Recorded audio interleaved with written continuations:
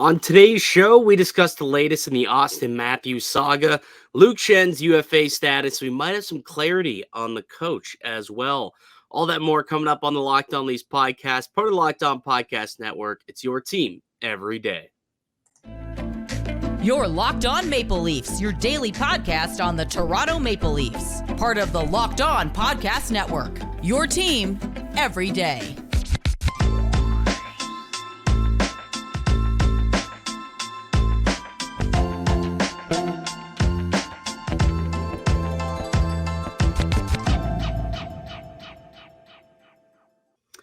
Hello and welcome into the Locked On Leafs podcast, a daily Maple Leaf-centric podcast hosted by myself, Mike DiStefano, along with my guy, Dave Morassutti. And Dave, just want to thank you for taking the reins the last couple of days. For those who, I guess, didn't hear, but I ended up losing my gig over at TSN, and they just cut Leafs lunch. So I ended up, now I'm doing this, I guess, full time. So appreciate all the kind words that everybody had said. I read a lot of them in the comment section. Dave, you had a nice little opening monologue kind of thing that you did on Thursday. So I appreciate that. I appreciate everybody for the support. Saw a bunch of new people came and subscribed to the podcast as well. So for the new people, thank you so much for following along on my journey of my career here.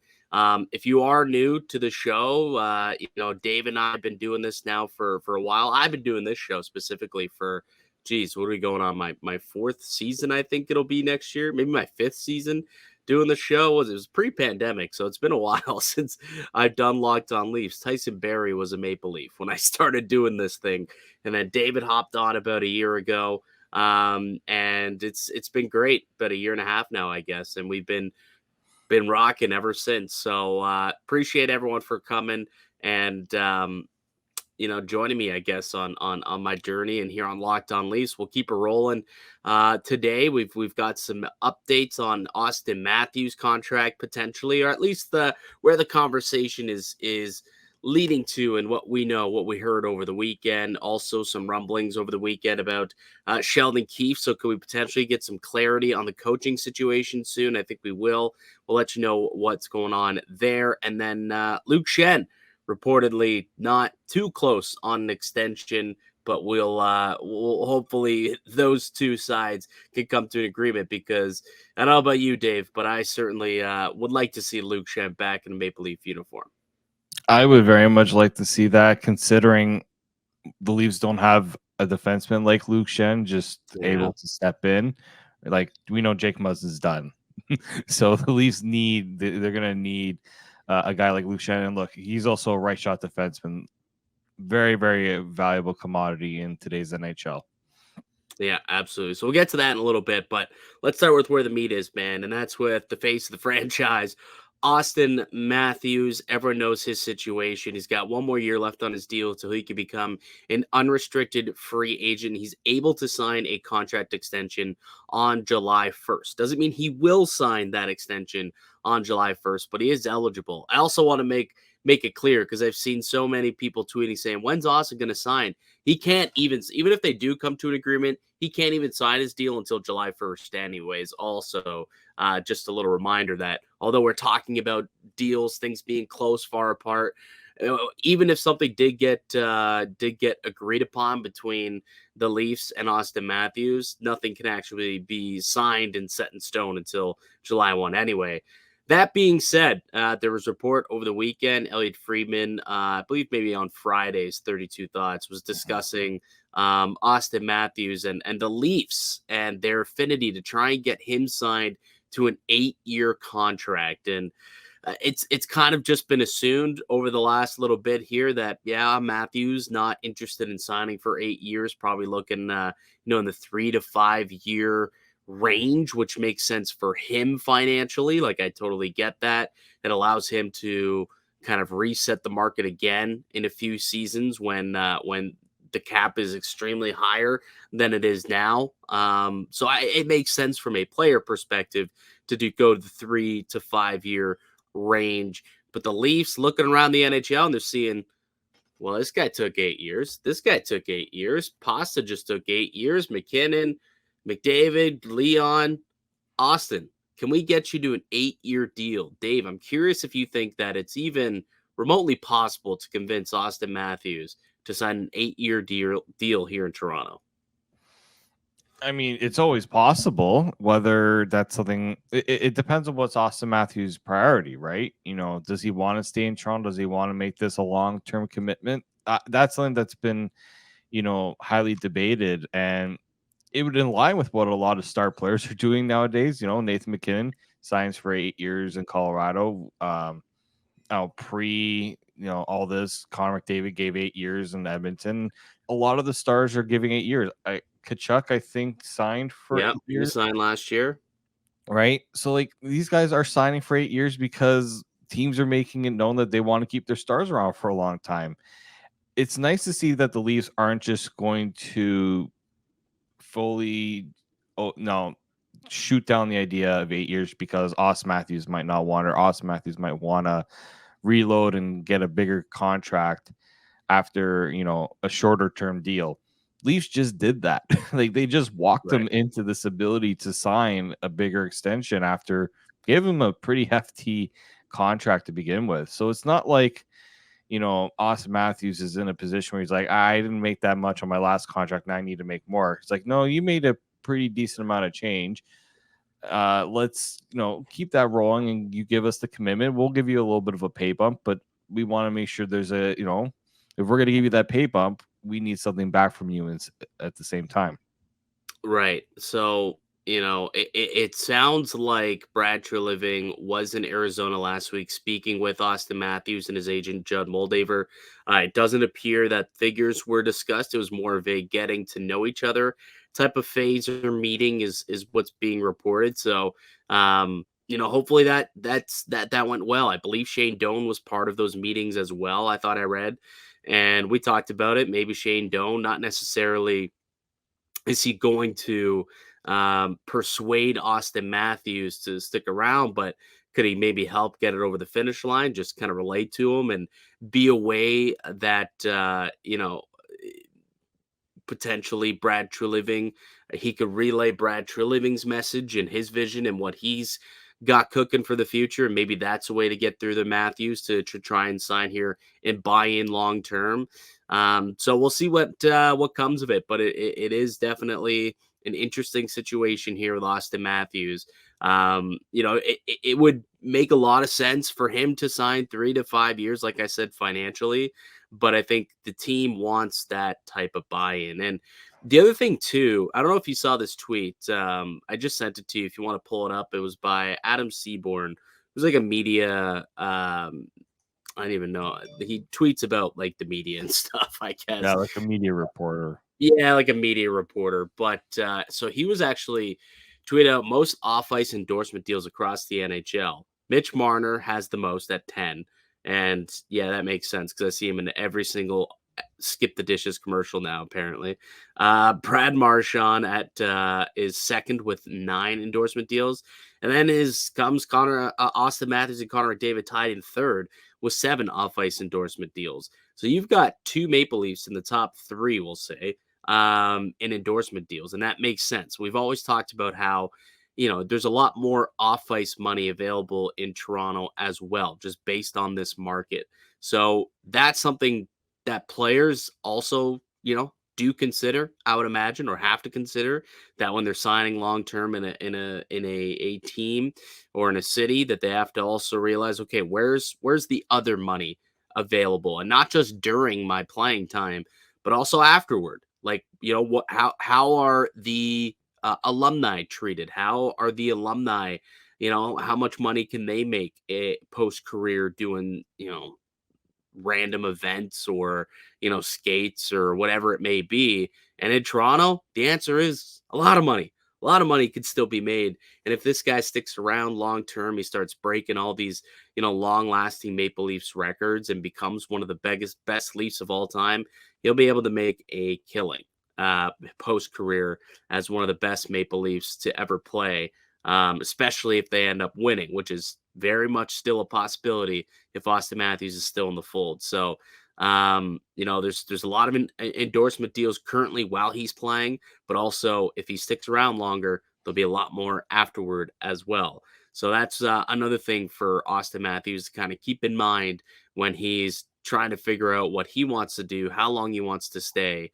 There's a lot that goes into this stuff, right? It's not an easy negotiation for sure, but it's one that Auston Matthews, Judd Moldaver, and Brad Treliving are certainly going to be trying to hammer out over the next few weeks and try and get something done before training camp.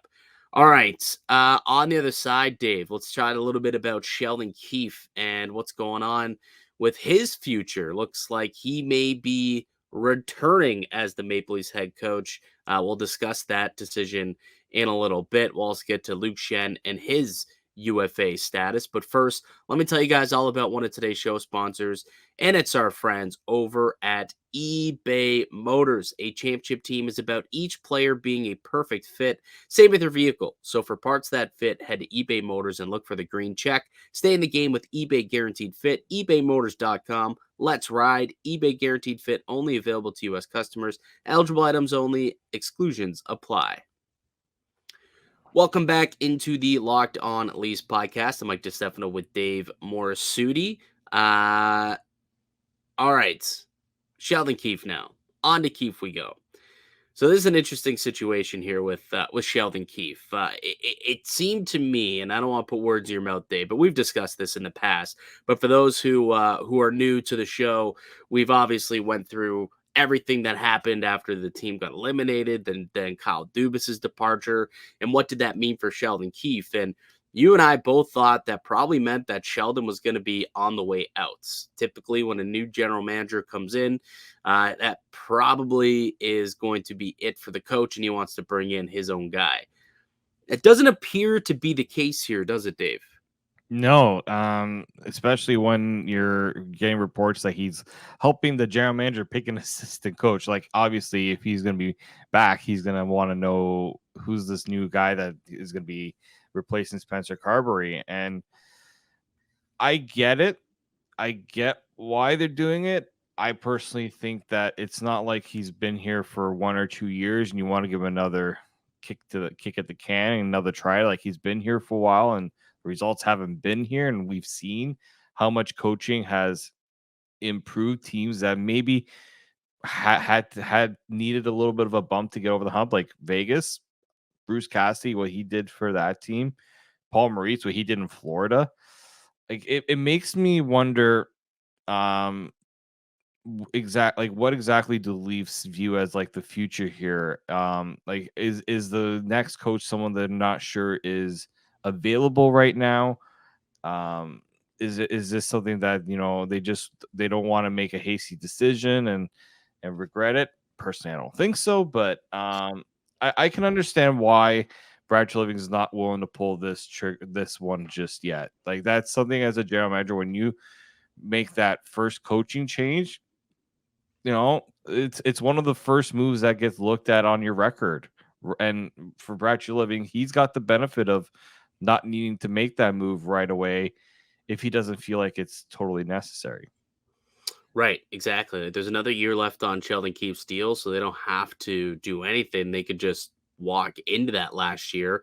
That being said, it also does sound like an extension will come. And I mean, I get it in one sense where coaches, you don't like having them, coach on a 1-year deal or as a lame duck coach.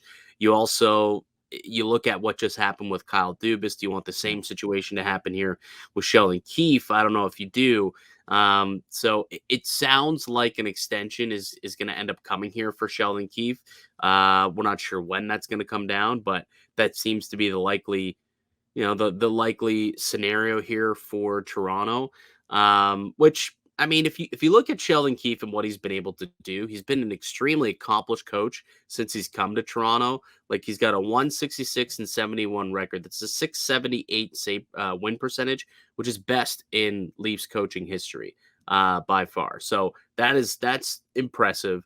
The problem is they just have not been able to find success in the playoffs. They finally won a round this year, though, and I wonder if that was if that did factor into him coming. Like, if they didn't win a round again, Wouldn't you think that that probably would have been the end for Sheldon Keefe here in Toronto? But maybe winning that round kind of kept him alive here. I think so. I think if there was no way he was coming back if I don't even think Kyle Dubas would have Kyle Dubas was let go, but they had every intention of keeping him. I don't think that would have been the case if they had been bounced in round one, in my opinion. I don't know, because it was after the trade deadline, shortly thereafter, where Brendan Shanahan, in his own words, said he was willing to offer Dubas an extension. So Yeah. he was willing to extend Dubas before the playoffs even got underway. In fact, I think he preferred that, but it just didn't happen. Yeah, but I mean, you just wonder if another first round exit might have changed the minds just a little bit there. That's where I'm thinking. Like, if we're saying that Sheldon Keefe would have been likely been let go, I don't know if Kyle Dubas would have been given the same thought process. If it would just send the wrong message to keep everyone around if you had another first round exit for another year. Now, losing in 5 games in the second round wasn't that much better.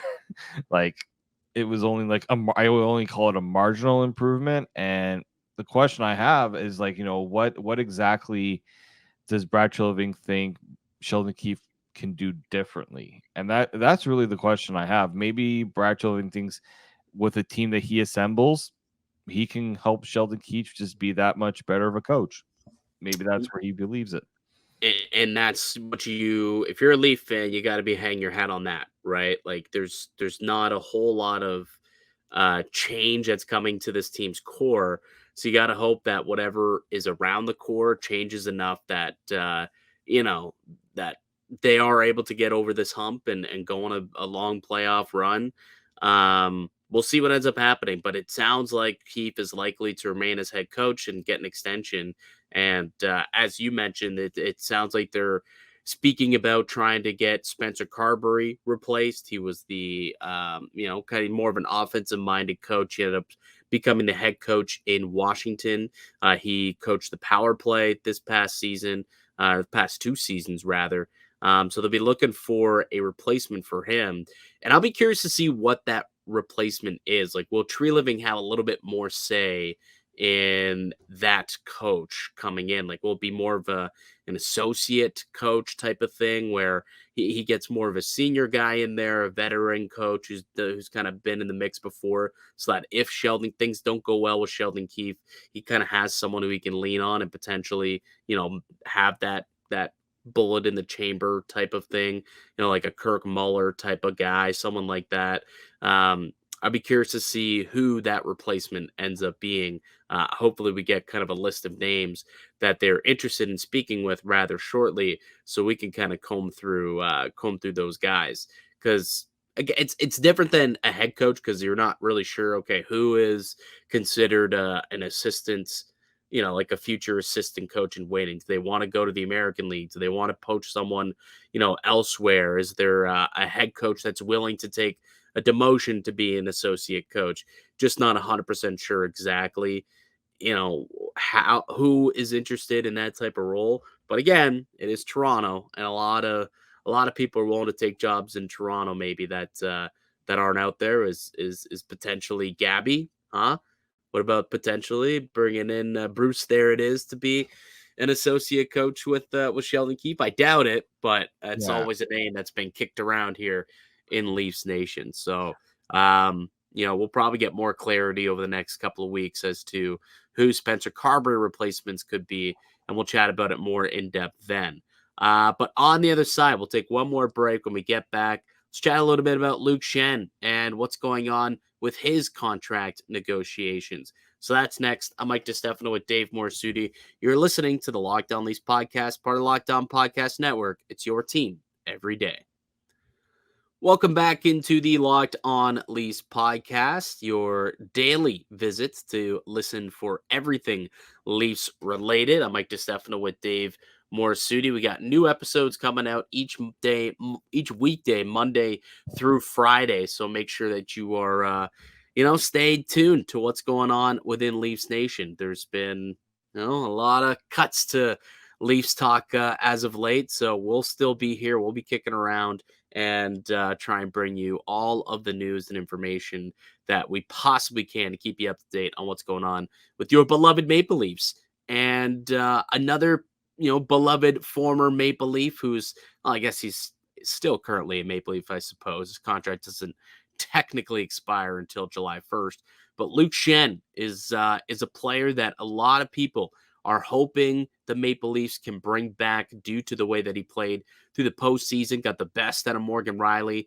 And according to Rick Dollawall, who's out west, knows Luke Schenn pretty well and his agent pretty well from his time with the Canucks. And the Canucks and Rick Dollawall are reporting on this, hoping that he goes back to Vancouver. That being said, he's under the impression that the Leafs are not particularly close to an extension with Luke Schenn. Sounds like Schenn's looking for trade protection in term. That's what he's prioritizing at this point in his career. Doesn't want to get moved. He wants to still try and win a cup and stay in one spot. Also, legitimately has a newborn, just had a baby when he first got traded to Toronto, so won't want to move his family again, I'm assuming. So it makes sense for him to ask for that type of protection in term. He's at a point in his career where he and his family probably would appreciate that type of thing. But is Toronto willing to give it to him? That is the question, Dave. How much term and trade protection would you be willing to give to Luke Schenn if you were Brad Treliving? I mean, I was comfortable going 2 years with Luke Schenn. Like, I don't know how much you really are expecting, to give a guy who, yeah, he's a good defenseman, but to a certain degree, you have to also be mindful of other needs that you have on your team as well.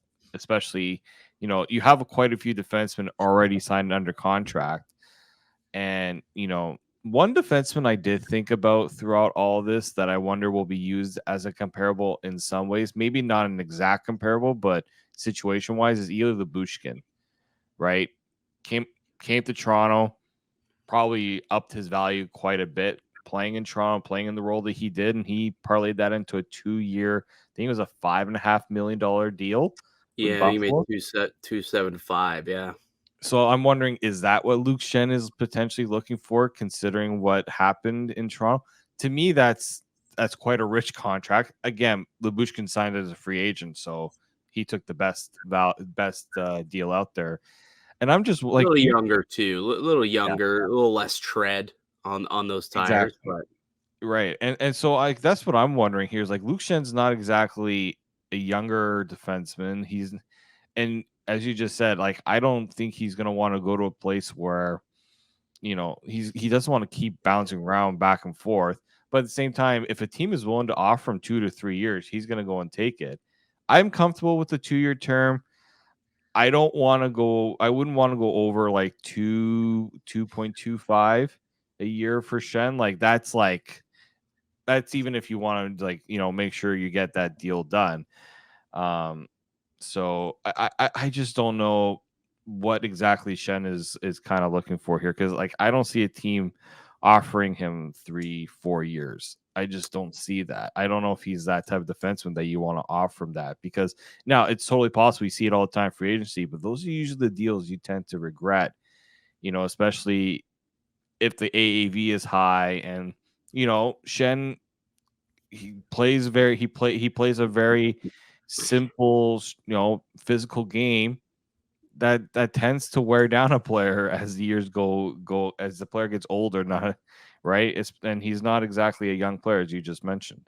Yeah, so he's 33. He'll be 34 on November 2nd. So, but a month into the season, 3 weeks into the season, he'll be 34 years old. So you sign a 2-year contract. You're playing as a 34 and a 35-year-old pretty much throughout the duration of that contract. Do you feel like he can give you $2 million worth of value? Now, if he plays the way he did in the playoffs, that's a no-brainer. Absolutely, he can give that to you. The way that he elevated Morgan Riley was more than worth the $2 million if you can get that level play out of Luke Schenn. But it's a roll of the dice on whether or not you can get that out of Luke Schenn. He hadn't like that was the best that he had looked in a while. I know he looked pretty good when he was in Vancouver, I suppose, but the way that he honestly was allowed Morgan Riley to kind of, rebuild himself into a number one defenseman again was a pleasant surprise, I would say. But can that be replicated? That's the big question. If that can be replicated, and if Morgan Riley believes that Luke Schenn had a strong part in what Riley became and what he was able to do in the postseason, then I think that I am definitely willing to go to 2.25, like you said, on a 2-year deal if that is the case. If you feel like you can get that at a Morgan Riley with someone else, maybe you go, an alternate route if Luke Schenn's looking to get more longer term. But I'm with you, man. Like 2 years, 2 million per. Give him no trade protection as well, because I mean, at $2 million, I suppose you're not looking to trade Luke Schenn anyways. You want to keep him around in the fold. But that's probably what I would be looking at as well. And we'll see what ends up happening with Luke. I think that there's a lot of Leaf fans out there that want him to return. Obviously, he wants to come back. He spoke on it after the Leafs got eliminated and said how much he really enjoyed his second tour duty here in Toronto. He wants to try and figure things out, but at the same time, it's probably the last contract that he's going to sign, or the last big money contract that he'll have a chance to sign, at least at this point in his career. But keep in mind, he's coming off a contract where he was making, less than $1 million per season on a 2-year deal. I think it was like $850 or something like that, $875 on a 2-year deal. Because 3-4 years ago, he was back in the minors. He was the 7th defenseman for Tampa when they went and they won those 2 Stanley Cups. So it's not like he's a guy who has been an everyday player his entire career. It was only when he got to Vancouver, which is a very bleak blue line, that kind of had to play him every single night.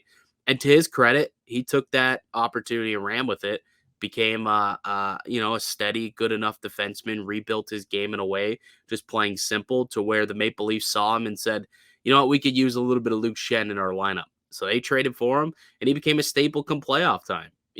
That's totally have to credit him for what he became. But is he able to do that time and time again? That's the big question that I think the Maple Leafs and Brad Treliving are going to have to ask themselves. Was that just a little flash in the pan that he got hot for, a month there in the playoffs? Or, can he continue to be a pretty solid player for this team and a good partner for Morgan Riley, as they've longed search for a good partner for Morgan Riley? So we'll see what happens. That's going to be a very interesting player to keep an eye on as for the Leafs unrestricted free agents. I'm surprised too. Like we haven't heard of a single one that has been retained. Like there's 10 UFAs and not one has re-signed here in Toronto. Like at some point, are you expecting somebody to get extended here to re-sign in Toronto? One of these 10 got to come back, right?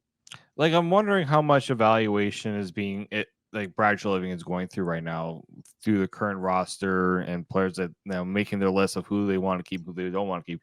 We've already heard the 3 names, as I said on the last show, that they want to, that they're not going to bring back. So it looks like maybe that evaluation is starting. We also know that Brad Treliving had, he had his meeting in Arizona with Auston Matthews. So he's been he's had to put out he's been in a lot of different places. So I'm a little surprised that maybe that, we haven't heard anything being close or anything really being discussed.